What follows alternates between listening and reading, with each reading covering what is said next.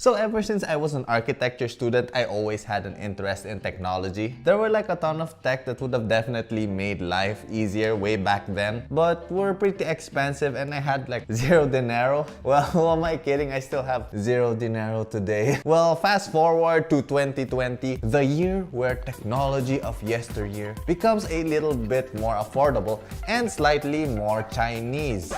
What? Anyways, welcome to my top 5 gadgets for architecture.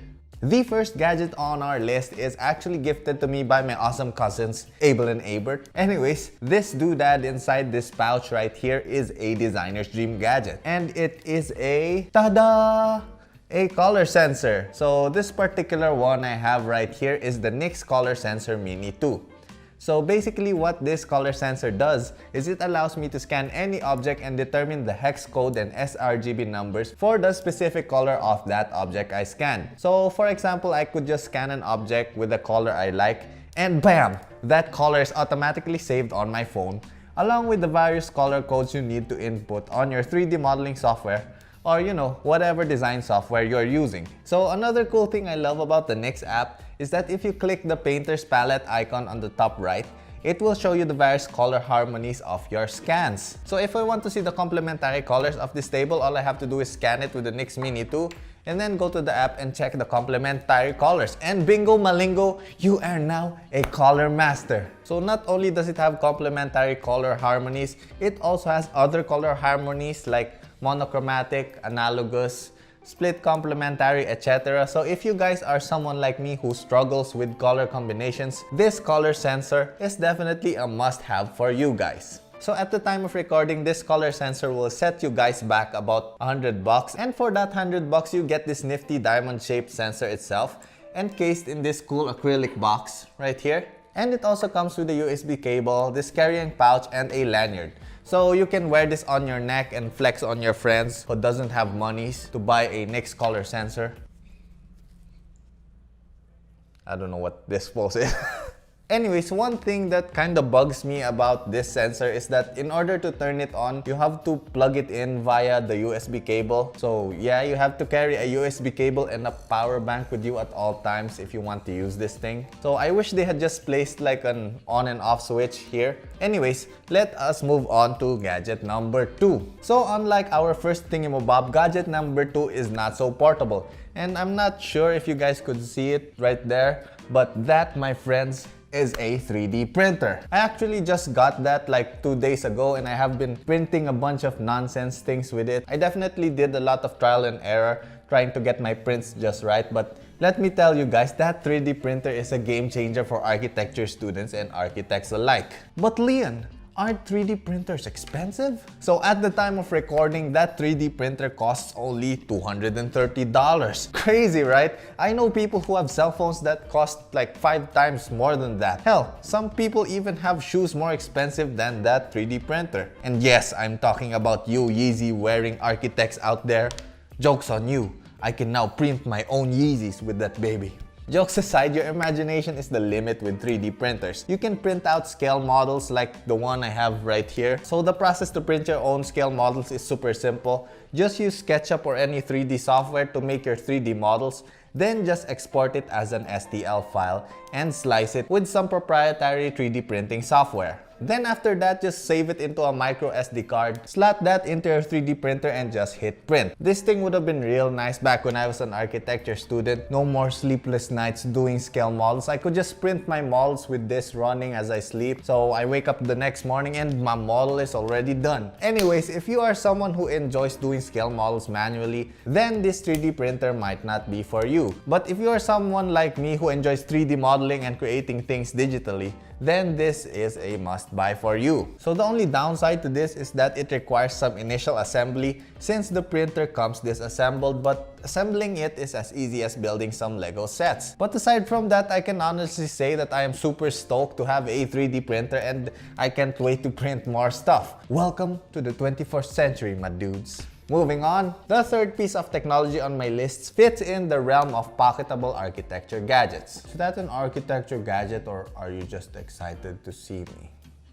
This, my friends, is not a Nokia 3310, it is a laser distance measurer. Or some call it a digital laser rangefinder, so just call it whatever sounds cooler. Its name is pretty self-explanatory. It is a measuring device that uses a laser to gauge distances. I got this one for about $15, which is about the price of a high-quality tape measure. Okay, so this works pretty simple. So you just click on this red button right here, and it projects a laser dot from this top hole right here. So whatever surface that laser dot is at is where this gadget will take its measurement from. So let's say I want to measure the distance of the ceiling to the top of my head. So we will just place this thing on my head and point the laser to the ceiling. Now just click on this red button again to measure. And bam! Witchcraft! So for those of you wondering, the ceiling is about 1.4 meters from my head. So there you go. Now this specific model of laser measure mabob has different functions. So you can add or subtract different measurements, and you can change the unit of your measurement, and you can even change the zero reference point from either the top of the device or the bottom of the device. Which, by the way, are very useful features, but the one feature that I love the most about this one is the removable batteries right there. Okay, story time, my dudes. So about 2 years ago, I bought a branded laser mabob. It's Bosch. I think it was about $120 for that one. And after 3 months of normal use, the batteries on that Bosch laser thingy just decided to die on me. So the bad thing is that Bosch laser mabob had some built-in batteries. So there's no way I could have fixed the battery issue. Long story short, I sent it back to Bosch for repair, and when I finally got it back, which took like 2 months of waiting, within a week of using it, the gosh darn thing broke again. Gosh dang it! So yeah, here we are with a $15 laser distance measurer, and I couldn't be more happier with my purchase. Although one feature that the Bosch laser mading dong had and this one lacks is the angle measurement feature, which comes in handy sometimes, but you know, I got an app for that on my phone. So yeah, Bosch, if you're watching this, send me some free stuff. Anywho, moving on to the fourth gadget for architects. So this one I don't particularly have with me, but I'm planning on buying one sometime in the near future, and that is a cutter plotter. So for those of you who do not know what a cutter plotter is, it is basically a printer, but instead of printing on paper, it cuts the paper. So this will come in super handy when prototyping some scale models. You can just cut out the wall in thin cardboard with the cutter plotter, tape them together, and bam! Instant scale models. But Leon, if I already have a 3D printer, why would I need this? Well, black and white question, Leon, I have one word to answer your question, and that is time. Saving. Dang it. Okay, so with this cutter plotter, you can cut out designs so much faster than using a 3D printer. So you can use the cutter plotter to prototype some wall shapes, then later on print your final designs on that 3D printer. So this gadget actually complements the 3D printer pretty well. So you can cut some stickers which you can then apply onto your 3D printed models. And you know, there's so much I want to do with the cutter plotter once I get my hands on one. Sky's the limit, young saplings. So the only downside I see with this is that it is a bit expensive. Right now, the cheapest cutter plotter I could find will set you back a good $250. So yeah, kinda pricey. We'll just keep that one on our wish list for now. And just like that, we are now on the last item on our list, and that is the Mowasher. Mowasher? It's like Moana's lost brother, Mowasher.